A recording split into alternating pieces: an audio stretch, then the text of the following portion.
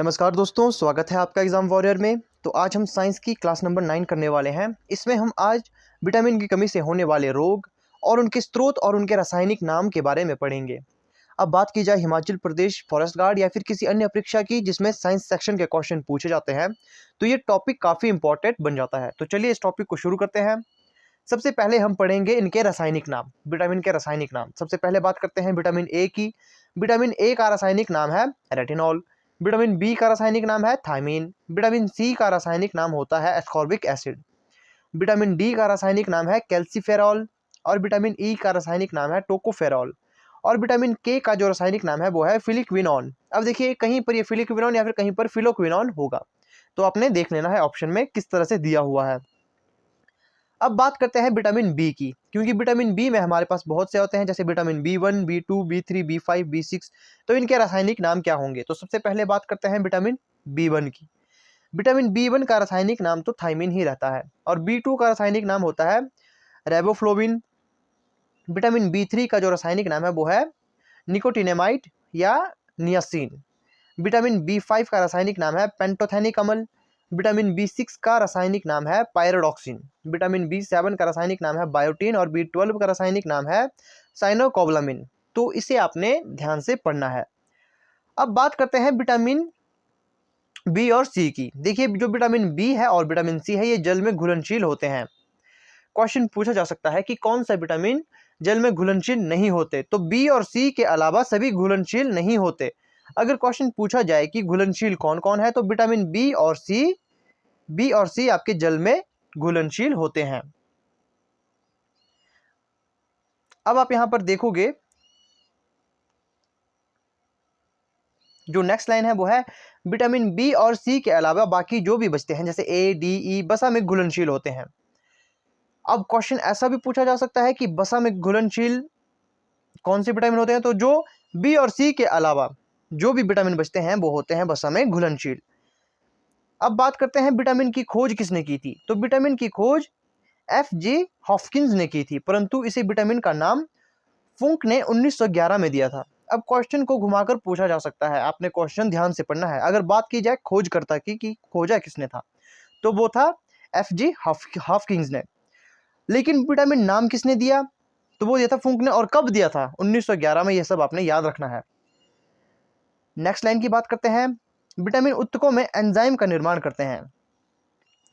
यह एक प्रकार का कार्बनिक यौगिक है। इसमें कोई कैलोरी प्राप्त नहीं होती, परंतु ये शरीर के उपापचय में रासायनिक प्रतिक्रियाओं के नियम के लिए अत्यंत आवश्यक होता है।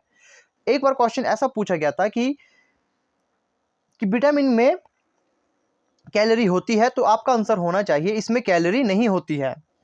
और विटामिन क्या है? तो ये एक प्रकार का कार्बनिक यौगिक है।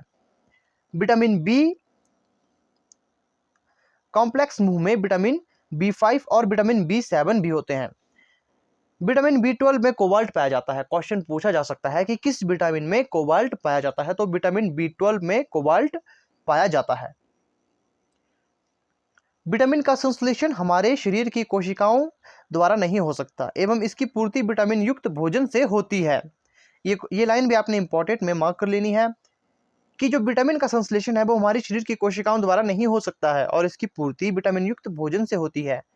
विटामिन डी सूर्य के प्रकाश में उपस्थित पराबैंगनी किरणों द्वारा त्वचा के कोलेस्ट्रॉल द्वारा संश्लेषण होता है। किसके द्वारा? सूर्य की, माफ कीजिएगा, सूर्य की कौन सी किरणें? तो वो होती है पराबैंगनी किरणें। और त्वचा के द्वारा संश्लेषित होता है। यहाँ पर त्वचा के कोलेस्ट्रॉल के द्वारा संश्लेषण होता है। और विटामिन के का संश्लेषण हमारे शरीर में होता है। क्वेश्चन ऐसा पूछा जा सकता है कि किस विटामिन का संश्लेषण हमारे शरीर में होता है? तो वो विटामिन के है। अब बात करते हैं विटामिन की कमी से होने वाले रोग एवं उसके स्रोत। अब देखिए सबसे पहली बात है विटामिन ए। तो मैं यहां पर आपको शॉर्ट में बता दूंगा। जो विटामिन ए है उसकी कमी से क्या क्या होता है? एक तो होता है रतौंधी, दूसरा होता है संक्रमणों का खतरा, और एक और बीमारी होती है तो वो है जीरोपथेमलिया। अब यहां पर पढ़ते हैं विटामिन ए दो फॉर्म में पाया जाता है, रेटिनॉल और कैरोटीन। विटामिन ए आंखों के लिए बहुत जरूरी होता है। क्वेश्चन ऐसा पूछा जा सकता है कि कौन सा विटामिन आंखों के लिए बहुत जरूरी होता है? तो वो विटामिन ए होता है। यह विटामिन हमारे शरीर के अनेक अंगों जैसे त्वचा, बाल, नाखून, ग्रंथि, दांत, मसूड़ा और हड्डी को सामान्य रूप में बनाए रखने में मदद करता है। इस तरह से भी क्वेश्चन पूछा जा सकता है कि कौन सा विटामिन हमारे शरीर के दांत मसूड़े हड्डी को सामान्य रूप में बनाए रखने में मदद करता है, तो वो विटामिन ए होगा। विटामिन ए की कमी से ज्यादातर आंखों की बीमारियां होती है, जैसे रतौंधी। तो रतौंधी किसकी बीमारी है? आंख की बीमारी है। आंख के सफेद हिस्से में धब्बे, यह रक्त में कैल्शियम का स्तर बनाए रखने में भी मदद करती है और हड्डियों को मजबूत करती है। अब इसके स्रोत देखते हैं। इसके स्रोत विटामिन शरीर में विटामिन ए की कमी के न होने के लिए चुकंदर, गाजर, पनीर, दूध, टमाटर, हरी सब्जियां, पीले रंग के फल खाने चाहिए। इसमें विटामिन ए भरपूर मात्रा में पाया जाता है। तो अब बात करते हैं विटामिन बी की। तो विटामिन बी हमारी कोशिकाओं में पाए जाने वाले जीन डीएनए को बनाने और उसकी मरम्मत करने में सहायता करती है। क्वेश्चन इस तरह से पूछा जा सकता है कि कौन सा विटामिन हमारे शरीर में कोशिकाओं में पाए जाने वाले जीन डीएनए को बनाने में और उसकी मरम्मत करने में सहायता करती है? तो विटामिन बी इसका आंसर होगा। इसके कई कॉम्प्लेक्स होते हैं, जैसे B1, B2, B3, B5, B6, B7, B12। यह बुद्धि, रीढ़ की हड्डी और नसों के कुछ तत्वों को बनाने में मदद करता है। लाल रक्त कणिकाओं का निर्माण भी इसी से होता है। ये काफी इंपॉर्टेंट लाइन है कि लाल रक्त कणिकाएं, आरबीसी का जो निर्माण हो वो इसी में होता है। इसकी कमी से बैरी त्वचा की बीमारियां, एनीमिया, मंदबुद्धि जैसी कई खतरनाक बीमारियां हो सकती है। इसका आनुवंशिक कारण भी हो सकता है।